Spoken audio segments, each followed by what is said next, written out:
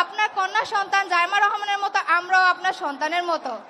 জাইমা রহমান যদি আপনার কাছে কোনো আবদার করতো, আপনি কি সেটি ফেলতে পারতেন? তো আমাকে বলেছে আমার সন্তানের মতো নয়, এবং আমার সন্তান যদি কোনো আবদার করতো আমি রাখতাম কিনা।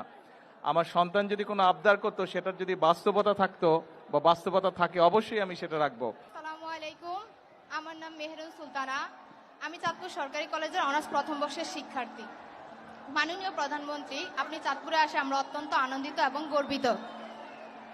ইলিশের বাড়ি চাঁদপুরে আপনাকে স্বাগতম। আমি বিগত 3 বছর ধরে চাঁদপুর সরকারি কলেজে পড়াশোনা করছি, কিন্তু বহু বছর ধরে চাঁদপুর সরকারি কলেজে অবকাঠামোগত কোনো উন্নয়ন দেখছি না। আমরা বর্তমানে চাঁদপুর সরকারি কলেজে প্রায় 17,000 শিক্ষার্থী আছি, কিন্তু সে তুলনায় জায়গা অনেক কম।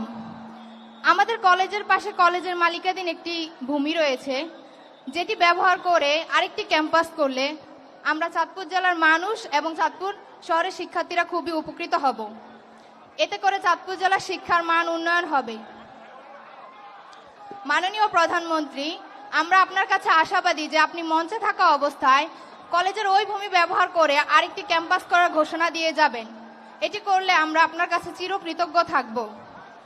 মাননীয় প্রধানমন্ত্রী, আপনার কন্যা সন্তান জাইমা রহমানের মতো আমরাও আপনার সন্তানের মতো।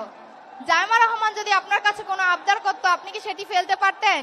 ঈদ আসবে, সাথে ক্যাশব্যাকও আসবে। নিজের বা প্রিয়জনের জন্য কেনাকাটায় এবারও নগদ পেমেন্টে পাচ্ছেন দারুণ ক্যাশব্যাক। তাই যাই কিনুন, পেমেন্ট করুন নগদে। তাহলে আপনি আমাদের এই আবদার কিভাবে ফেলে দিবেন? আমাদের আবদার কি আপনি পূরণ করবেন না? আমাদের ছাত্রী, নামটা মেহরুন সুলতানা, ওর কলেজের ব্যাপারে একটি কথা বলেছে। ও আমাকে বলেছে আমার সন্তানের মতো নয়, এবং আমার সন্তান যদি কোনো আবদার করতো আমি রাখতাম কিনা। আমার সন্তান যদি কোনো আবদার করতো, সেটার যদি বাস্তবতা থাকতো বা বাস্তবতা থাকে, অবশ্যই আমি সেটা রাখবো। ও যেই আবদারটা করেছে,